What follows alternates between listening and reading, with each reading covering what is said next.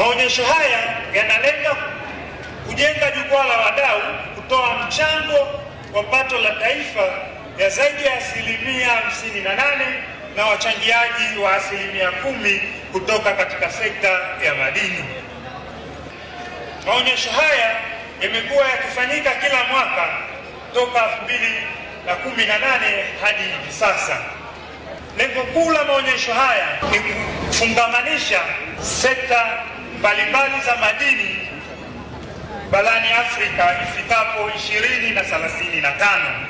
Lakini malengo mahususi ni kukuza matumizi sahihi ya teknolojia katika uchimbaji, uchenjuaji wa madini nchini, kuunganisha wazalishaji, wasambazaji na wauzaji wa teknolojia na wachimbaji, wachenjuaji na wauzaji wa madini, kuwaunganisha wachimbaji na taasisi za serikali, wizara, wadau wa madini, taasisi wezeshi na udhibiti na uhifadhi wa mazingira, kuwakutanisha wawekezaji wakubwa, wadogo na wakati katika mnyororo wa thamani ili kutafuta suluhu ya changamoto zinazowakabili. Mheshimiwa mgeni rasmi, hadi hivi sasa tuna jumla ya wadhamini na washiriki 591 ambao wameshafika uwanjani na wanaendelea na maonyesho haya.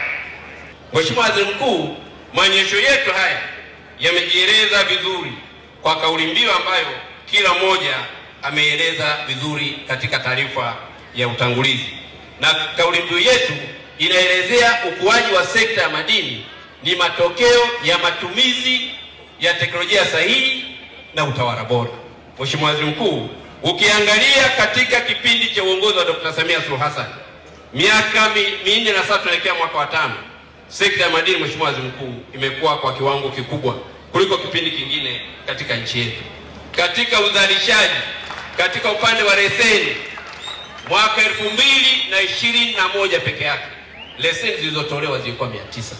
Ukifanya aggregate ya miaka 4 ya Dr. Samia, zimetolewa leseni za wachimbaji wadogo wadogo zaidi ya leseni 9,000. Haya ni mafanikio makubwa ambayo hayajawahi kutokea katika taifa letu la Tanzania.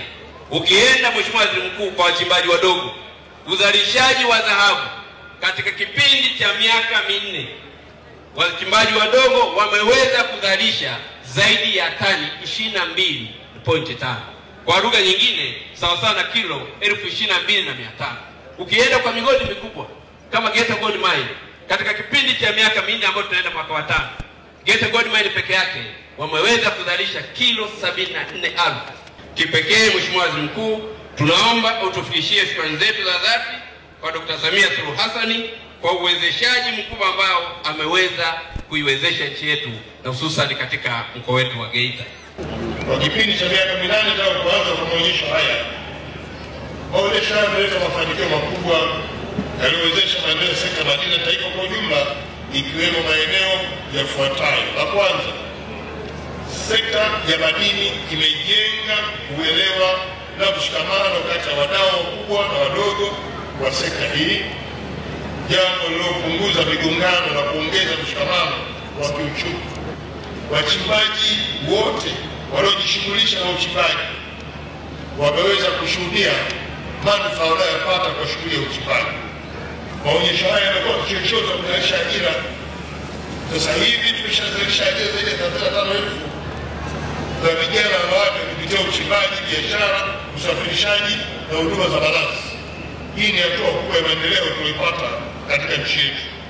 Nataka niziagize halmashauri za wilaya zote kwenye mkoa huu kuja kujenga mabanda yao.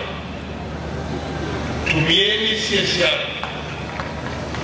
ongezeni fursa hizi ili kulifanya eneo hili kuwa lenye hadhi ya kimataifa. Ninataka nitamke rasmi kuwa maonyesho na teknolojia ya madini ya 8 ya mkoa wa Geita kwa mwaka huu 2025 yamefunguliwa rasmi.